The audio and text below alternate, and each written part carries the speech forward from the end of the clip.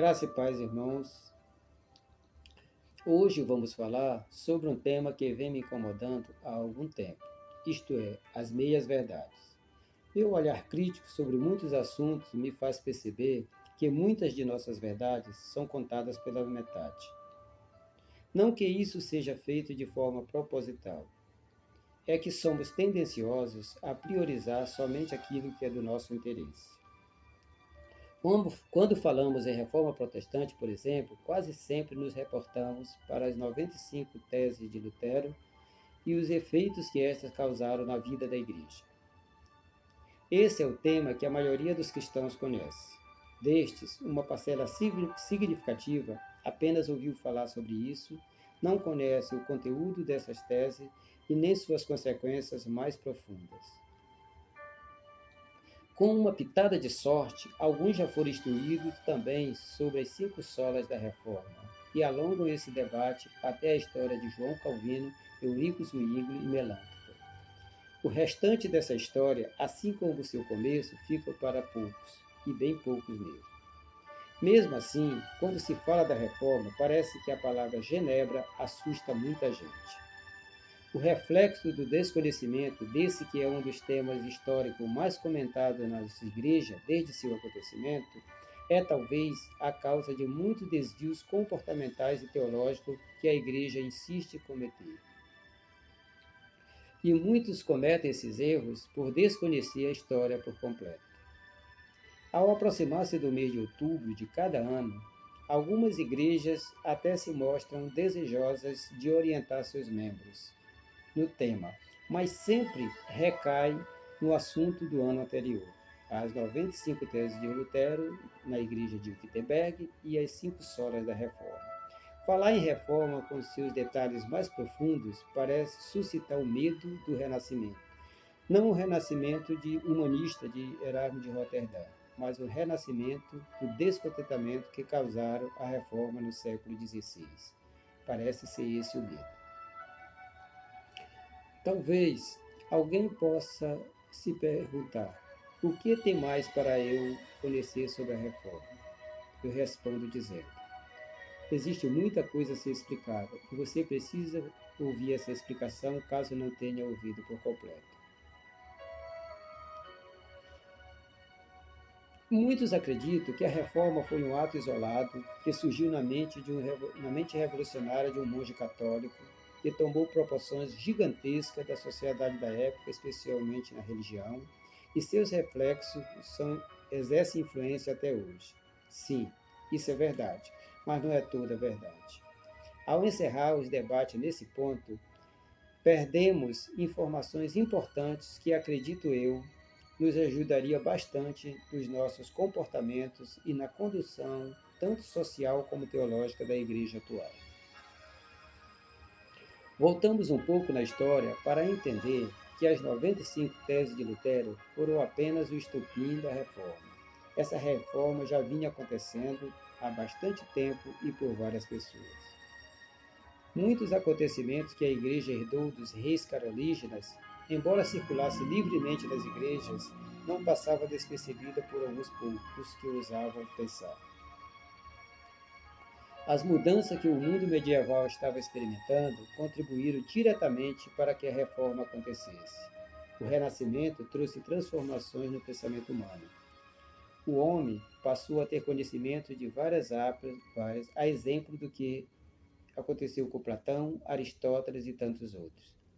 Os valores clássicos da antiguidade estavam renascendo. Com isso, o humanismo floresceu e o antropocentrismo achou guarida no conjunto de ideias que vinham surgindo. A Igreja continuava a dominar o pensamento da época, mas agora não mais sozinha. Ela começou a ser confrontada e não se sentia confortável com isso. O racionalismo tomou força e o homem começou a buscar resposta também nas experiências, e não mais somente nas questões espirituais, alavancando com isso a expansão científica. Se na arte surgiu Leonardo da Vinci e Michelangelo pintando a elevação humana, Nicolau Copérnico e Galileu Galilei confrontaram diretamente a Igreja com a teoria heliocêntrica. A Terra já não era mais o centro do universo. Esses elementos, como percebido, causaram mudança na vida social, econômica, política e religiosa da sociedade. A verdade que até então era ditada pela Igreja estava sendo visitada pelo racionalismo e buscada pela razão. O homem que tinha este mundo como apenas passagem para a glória com Deus, e isso exigia dele desapego das coisas materiais, foi aos poucos abandonando esse pensamento, e a glória que o homem continuava a buscar já não vinha mais somente de Deus. Seus conhecimentos agora eram empíricos, e Deus já não era mais amado sobre todas as coisas. Foi nesse ambiente que a reforma aconteceu. Mas antes disso, e bem antes, viveu Agostinho de Hipona.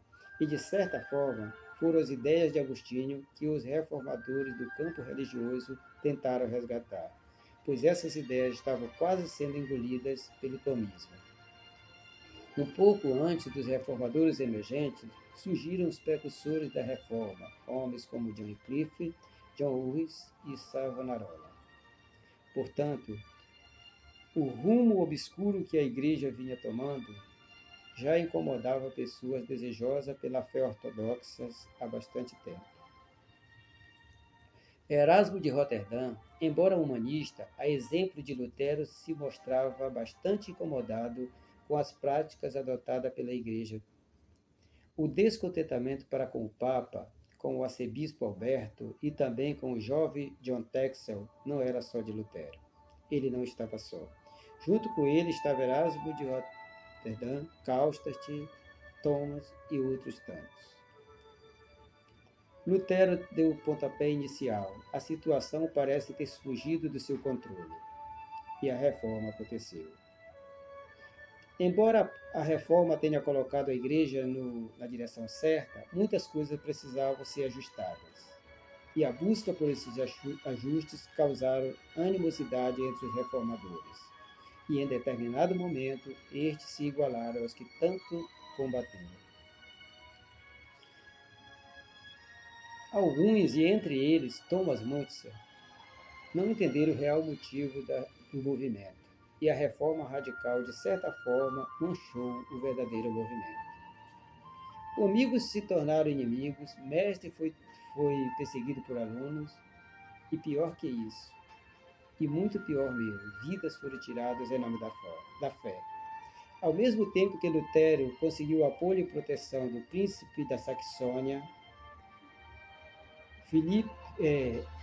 Frederico Sábio, ele acumulou desavença entre muitos de seus amigos, entre eles André Karlstadt, Thomas. Karlstadt, por sinal, parece ter sido o caso mais emblemático. Digo isso de forma resumida por acreditar que os erros que a Igreja cometeu ao longo de sua história podem nos levar à reflexão de forma que possamos evitar a sua repetição.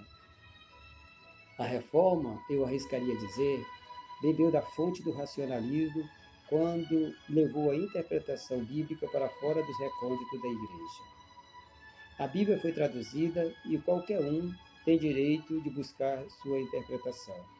Isso herdamos da reforma.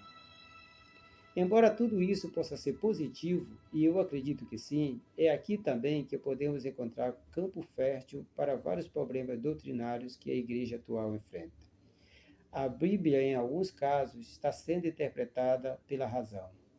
O racionalismo de Petrarcas aliou-se ao relativismo de Protágoras e tem influenciado muitos cristãos. Hoje, para muitos, até Deus é relativo. No início da Reforma, os reformadores procuraram buscar a verdade na palavra de Deus e a encontraram. O problema é que a verdade encontrada nem sempre atendeu a todos. Diante da diversidade de interpretações existentes, e isso é fruto da livre interpretação, começou-se a buscar a verdade em comentários de grandes autores, não mais na Bíblia. E hoje se busca essa verdade em comentários de comentários. Poucos são os que fazem a sua própria exegese bíblica. Portanto, amigos, pastores, líderes de igreja, orientem seus membros, primeiramente na palavra, mas não esqueça da história e o faça de forma completa.